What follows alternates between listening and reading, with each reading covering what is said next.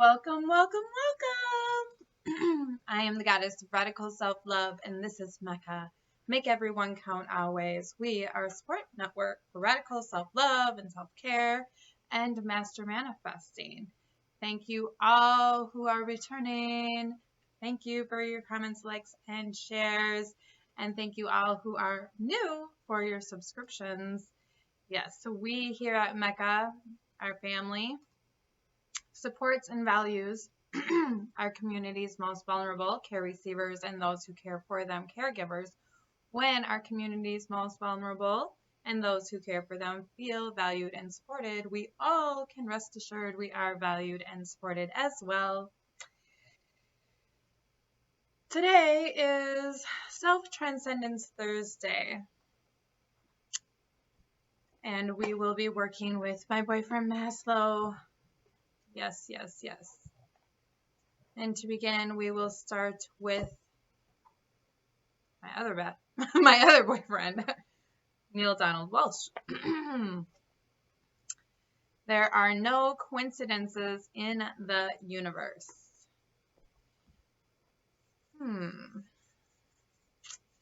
Right, we just talked about this on our Hermetic principles, right?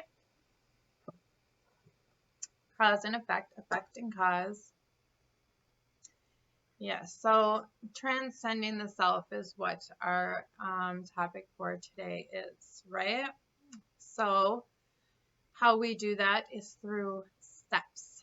Our friend has given us Maslow, and I will make announcements of what's going on with the other business when I am done. Also, I missed yesterday's Walk and Roll Away Wednesday, which is a really good one, and I will come back to it next week. I need to find my thing so I can make a note. Conscious Queen, can you write it down? Oh, found it. Never mind.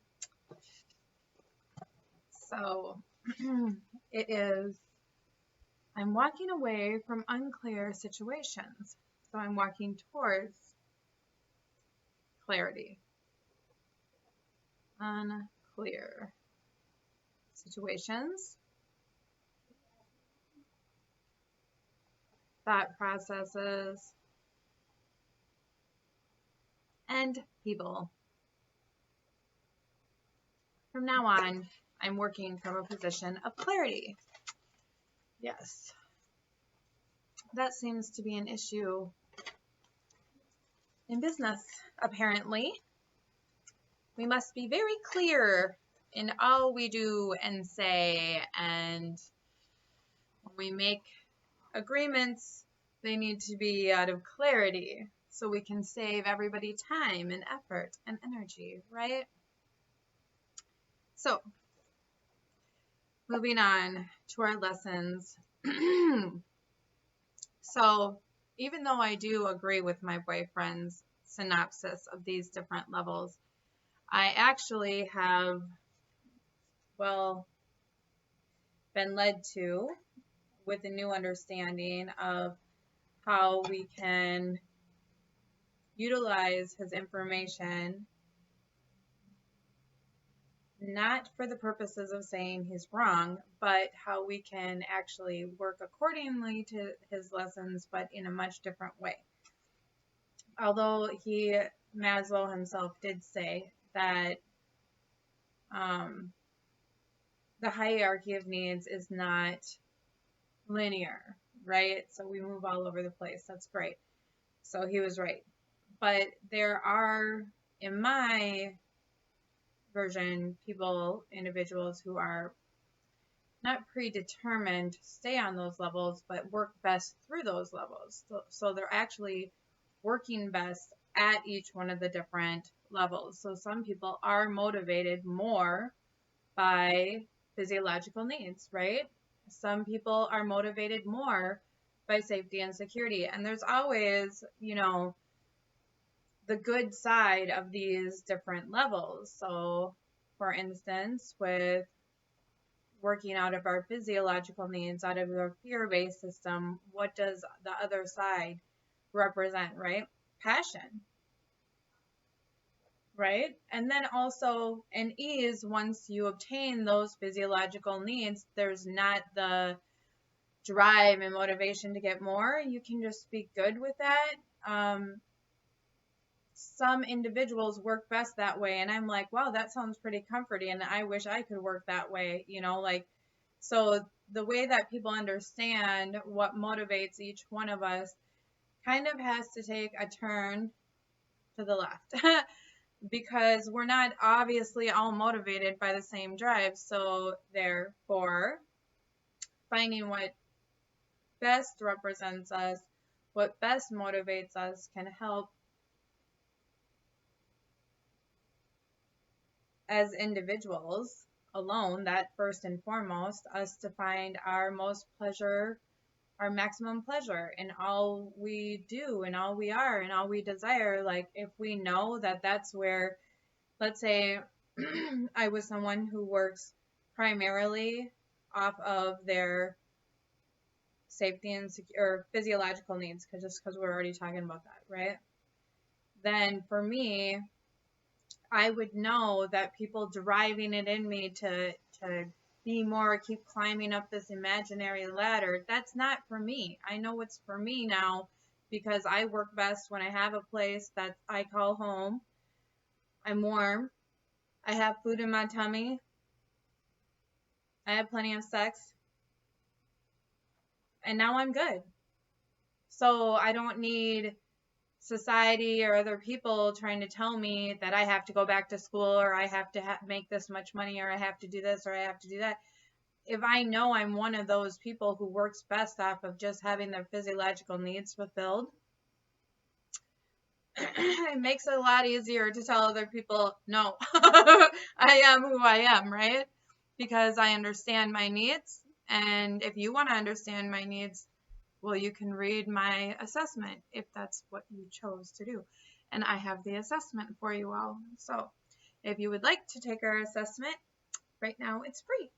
And you can just contact me at Goddess.ibodme.com. No, Goddess.ibodme@gmail.com. Ha ha, got it. That's awesome. Just kidding. So that was what I have. Yeah, that little thing that I'm talking about is what I'm working on, and have available and have been working on. But right now I'm working on the results section, which will definitely identify in each one of these categories what brings you the most pleasure, maximum fulfillment, and where you kind of also percentage based go into the other ones, and then you can understand the other ones a little bit more as well. So hopefully you'll all find it as useful as I do, and as awesome as it is to make it. So let's go on. I just wanted to say that bit about when I'm going through this, like, because I'm probably going to start it all over with tutorials for the other site to go along with this mapping. So for the ones who have been here and stuck it out through, you'll already just zip by all the tutorials, and maybe you can just test out early, right? So defense and growth. This is from Towards the Psychology of Being, Maslow, right? Defense and growth. This chapter is an effort to be a little more systematic in the area of growth theory. For once we accept the notion of growth, many questions of detail arise. Just how does growth take place? Like I just said, some people's growth takes place only to the amount that they want it to, that they want to put effort in, and it's okay. Why do children grow or not grow? How do they know in which direction to grow? How do they get off in the direction of pathology? After all, the concepts of self-actualization, growth, and self are all high-level abstractions. We need to get closer to an actual process, to raw data, to concrete living happenings. These are far goals. Healthy, growing infants and children don't live for the sake of far goals or for the distant future. They are too busy enjoying themselves and spontaneously living for the moment. They are living, not preparing to live. How can they manage just being spontaneously, not trying to grow? Seeking only to enjoy the present activity, nevertheless to move forward step by step, i.e. to grow in a healthy way, to discover their real selves. How can we reconcile the fact of being with the facts of becoming? Growth is not in the pure case a goal out ahead, nor is self-actualization, nor is the discovery of self. In the child, it is not specifically purposed, rather, it just happens. He doesn't so much search as find. The law of deficiency, motivation, and of purpose, coping do not hold for growth. Purposeful coping do not hold for growth, for spontaneity, for creativeness. So laws of deficiency motivations, right? So they don't hold for growth because they're needs. They're needs that need to be fulfilled, right? And growth is not out of need, but of desire.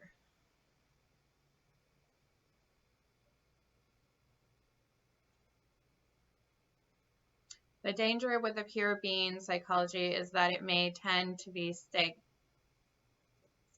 not accounting for the facts of movement, direction, and growth. We tend to describe states of being, of self-actualization, if they were nirvana states of perfection, as if they were nirvana states of perfection. Once you're there, and it seems as if all you could do is to rest content in perfection. And I would say that is more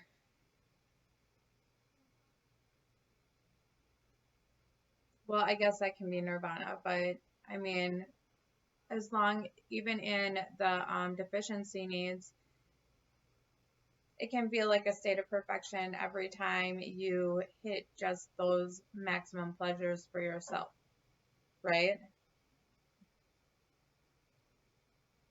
Until it pops up again. But for a while, you can feel nirvana. The answer I find satisfactory is a simple one, namely that growth takes place when the next step forward is subjectively more delightful, more joyous, more intrinsically satisfying than the last. That the only way we can ever know what is right for us is that it feels better subjectively than the alternative. The new experience validates itself rather than by any outside criterion. It is self-justifying, self-validating.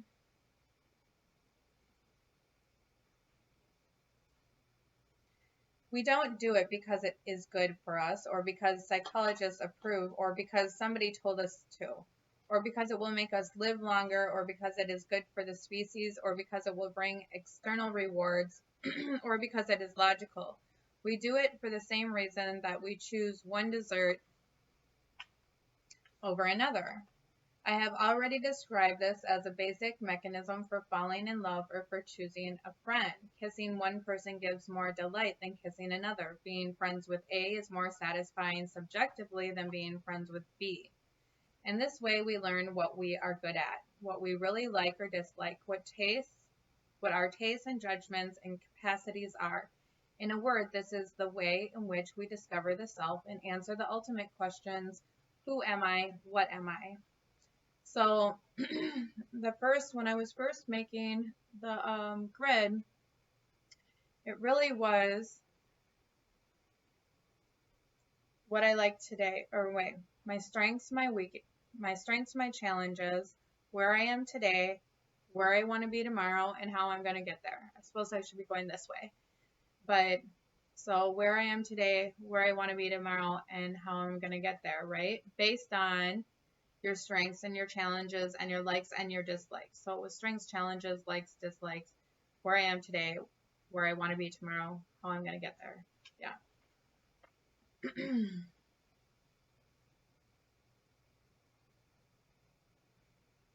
The steps and the choices are taken out of pure spontaneity from within outward. The healthy infant or child just being, as part of his being,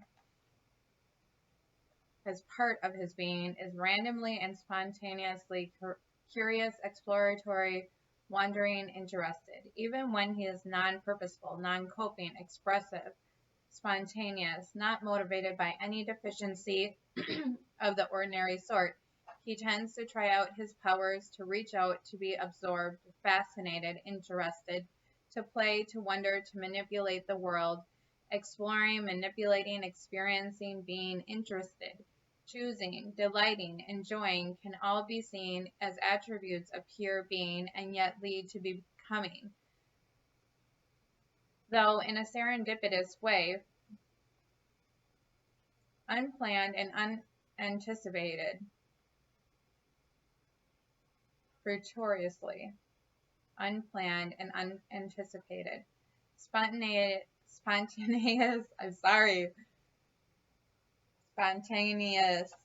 creative experience can and does happen without expectations, plans, foresight, purpose, or goal.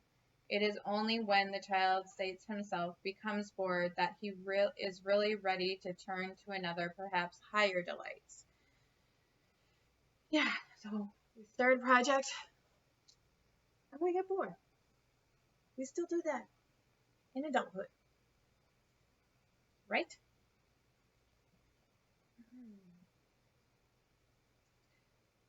But I mean, we even do that in our work. If we're even getting paid or not paid, I guess if you're not getting paid, it would be a lot easier to just leave something.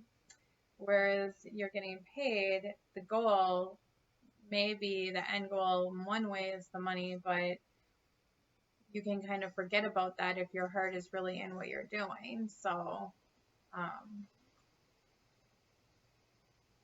becoming bored, maybe you start getting bored at your work, right? And you need to transition up because you're now stagnant.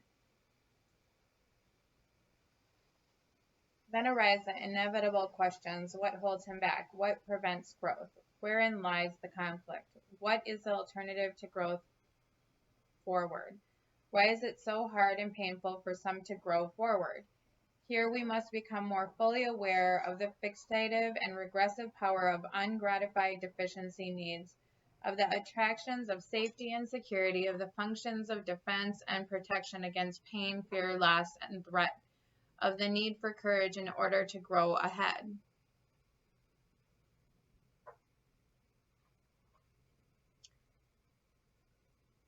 And I think, like, as long as you're practicing radical self-love, these are definitely obtainable, because when we're practicing radical self-love, we learn that we need to let go of fear, doubt, worry, all these things.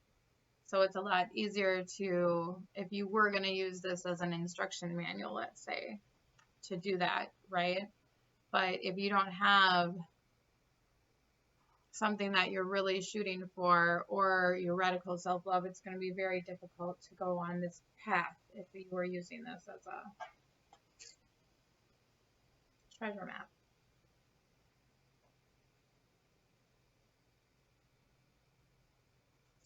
Every human being has both sets of forces within him. One set clings to safety and defensiveness out of fear, tending to regress backwards, hanging on to the past, afraid to grow away from the primitive communion with the mother's uterus and breast, afraid to take chances, afraid to jeopardize what he already has, afraid of independence, freedom, and separateness. The other set of forces impels him forward towards coolness of self and uniqueness of self, toward full functioning of all his capacities, towards confidence in the face of the external world at the same time that he can accept his deepest, real, unconscious self.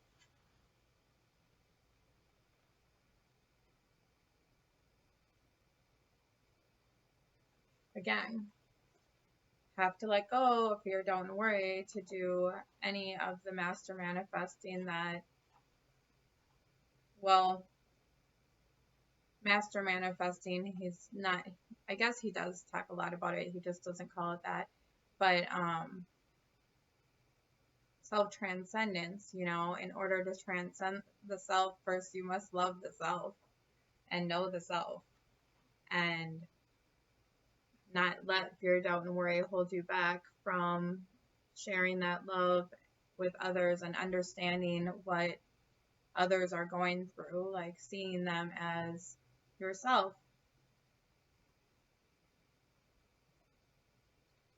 I can put all this together in a schema, which, though very simple, is also very powerful, both heuristically and theoretically. This basic dilemma or conflict between the defensive forces and the growth trends I conceive to be existential, embedded in the deepest nature of the human being, now and forever into the future. If it is diagrammed like this, safety, the person, and then growth. So the person in the middle, and then safety and growth, both these ways, right? I'll just show you.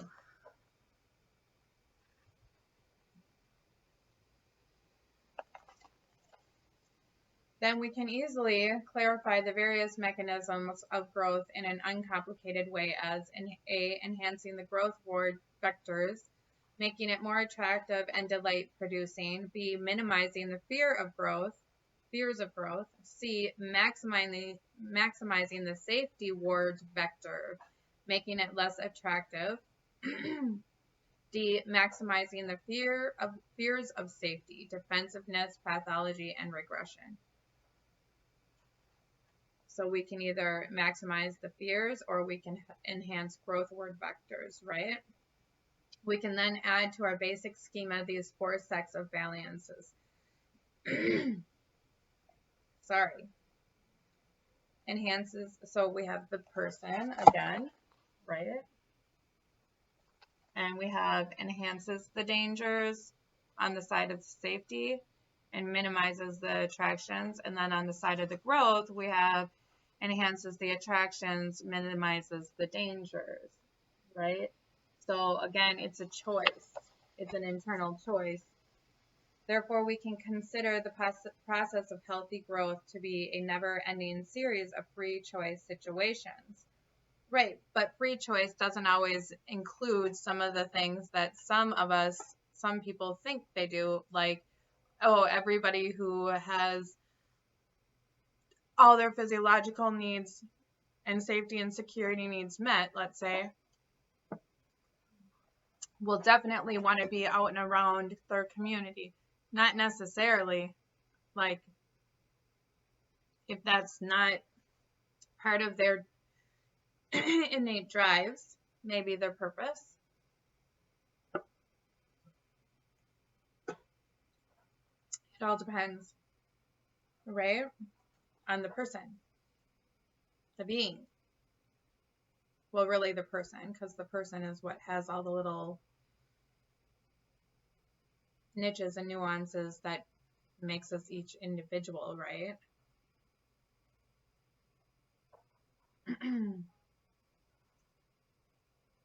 Therefore, we can consider the process of healthy growth to be a never-ending series of free choice situations, confronting each individual at every point throughout his life, in which he must choose between the delights of safety and growth, dependence and independence, regression and repression, immaturity and maturity. Safety has both anxieties and delights. Growth has both anxieties and delights. We grow forward when the delights of growth and the anxieties of safety are greater than the anxieties of growth and the delights of safety. We grow forward when the delights of growth and anxieties of safeties are greater than the anxieties of growth and the delights of safety. So far, it sounds like truism, but it isn't to psychologists who are mostly trying to be objective, public, behavioralistic.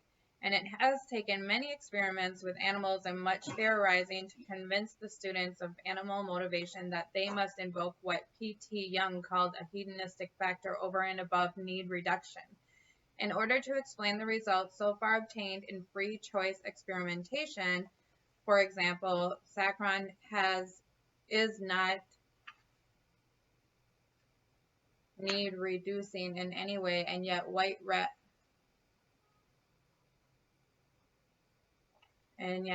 rats will choose it over plain water. It's useless. Taste must have something to do with it. Furthermore, observe that subjective delight and experience is something that we can attribute to any organism, e.g., it applies to the infant as well as the adult, to the animal as well as to the human. The possibility that then opens for us is very enticing for the theorist.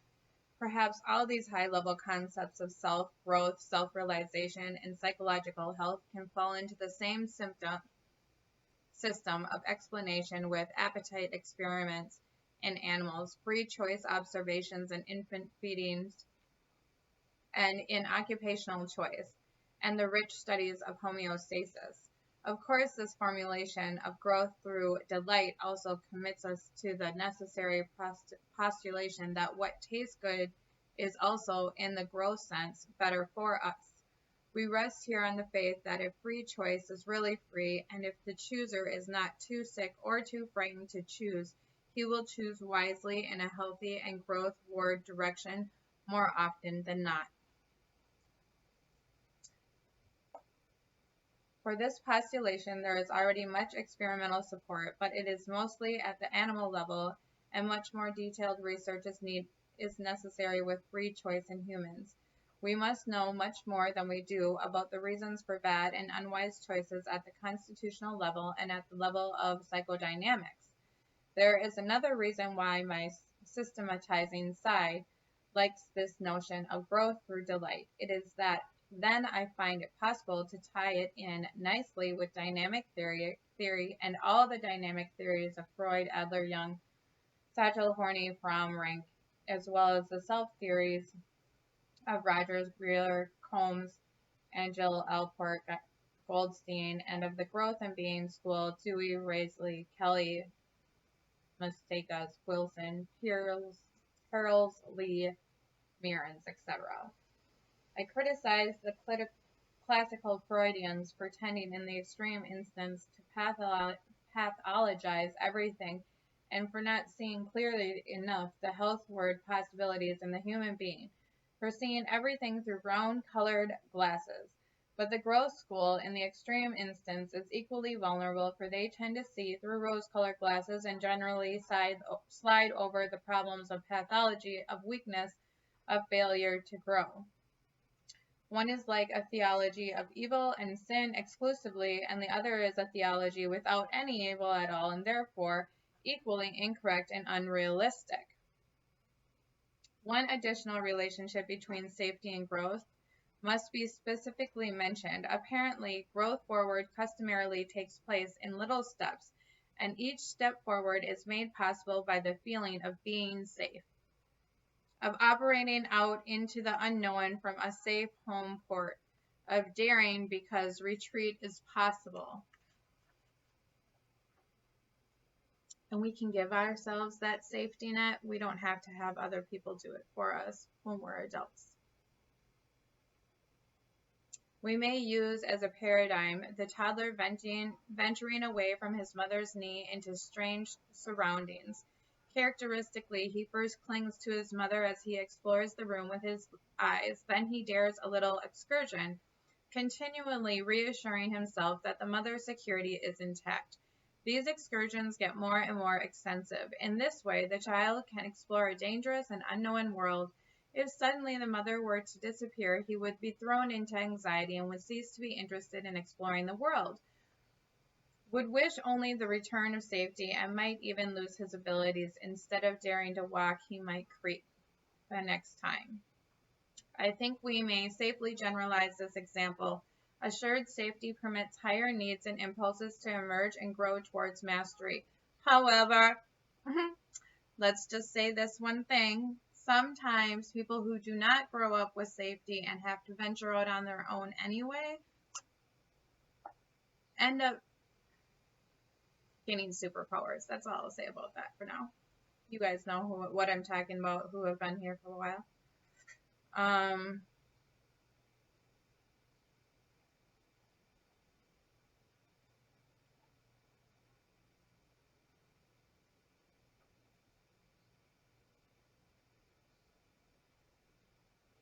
Sorry, I think we may safely generalize this example. Assured safety permits higher needs and impulses to emerge and to grow towards mastery. To endanger safety means regression back to the more basic foundation. What this means is that in the choice between giving up safety or giving up growth, safety will ordinarily win out. So giving up safety or giving up growth, which will you choose? Safety needs are preponderant over growth needs. So as long as you have a situation to actually be able to choose, because you know you have a safety net, so you can choose something that's not so safe as long as you built in a safety net.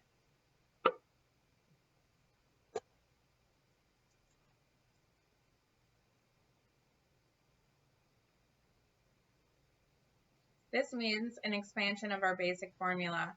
In general, only a child who feels safe dares to grow forward healthily. His safety needs must be gratified. He can't be pushed ahead, because the ungratified safety needs will remain forever ungrounded, which is where pathology comes in. Always calling for satisfaction, right? So that's something we, as adults, if that was going on, have to go back and kind of heal to be healthy today. The more safety needs are gratified, the less valiance they have for the child. The less they will beckon and lower his courage. So you might be able to tell if somebody has, right, that weakened safety need built in because they don't seem like they have a lot of courage.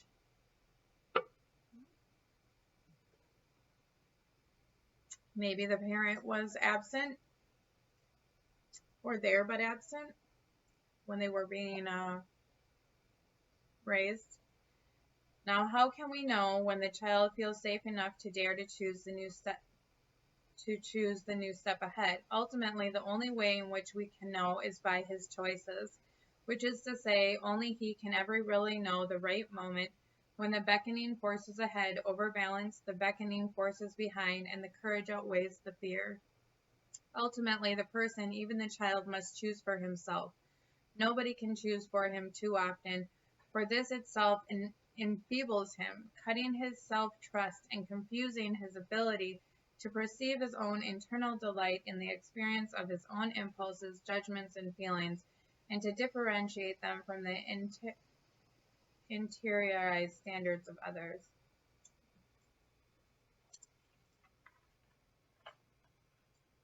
So, yeah, I'm going to stop right there, but I wanted to say, like we were talking about with my ex a while back about his, like last week or something, about how his father, who, you know, had a lot of money. Where is my pen again? So right here is where we are. Did everything for them. So it's kind of like he did everything for these kids, and then they grow up and they don't really know how to act and react in the world, right? How to do things for themselves. This can happen with the mom just washing her kids' clothes forever, and then the kid grows up as an adult and doesn't know how to wash clothes, right? So we have to make sure that we give our children, and not just children, I deal with this too with adults, so responsibilities, right, that they can handle. So you're not doing anybody a favor by doing things that somebody else can clearly do, right? There's there's times to be sweet, right? But then there's times where we're setting the standard for how this individual is going to act and proceed out in the world, how they're going to communicate out in the world and present to the world is who they are. And if we've taken away too many of these things that can help them understand how they present to the world, then they're going to be unsure of themselves and not have courage. And, well, I mean, it's like they need to stand behind the parent all the time for the rest of their lives. Like, can I do this? I'm unsure of my decisions. I don't know how to make decisions. Those kind of things stem from, you know, either too much coddling or at times not enough. Like, I think when people get older, it's more like if they didn't have enough coddling, I don't know if they necessarily don't trust their decisions. I think it's more like they're tired of making them all the time. They're like, okay, enough is enough. Like, can somebody else do this for me? And then we get into then the codependent mode, right? Where somebody doesn't want to make decisions. They want somebody else to make the decisions for them. So submissive role, right? Anyway, that was our self-transcendence Thursday. We're moving up, moving up, moving up, moving up, moving on up. And I'm going to go back to my other work now. Like I said, if you guys want to take the assessment on behavioral motivation or motivational behavioral assessment, you can contact me, and I will leave that Gmail, Goddess.ibodme@gmail.com, something like that. I'll leave it on there. So, and I believe tomorrow I will be doing the podcast with my friend who's watching, I hope, even though she's traveling, so maybe she's not right now, Shady. And if we can't get her on the podcast because the producer's having issues, then I might just invite her over here and we can just do it from here for all of you at least. So at least she'll get some kind of support while she's here. So, and then the next time we'll make it a bigger deal, right? Yeah. So I love you all. I hope you have a wonderful self-transcendence Thursday. Yeah. I love you all so much. Thank you for spending this time with me each and every day. Love you all. Oneness. Cha cha cha.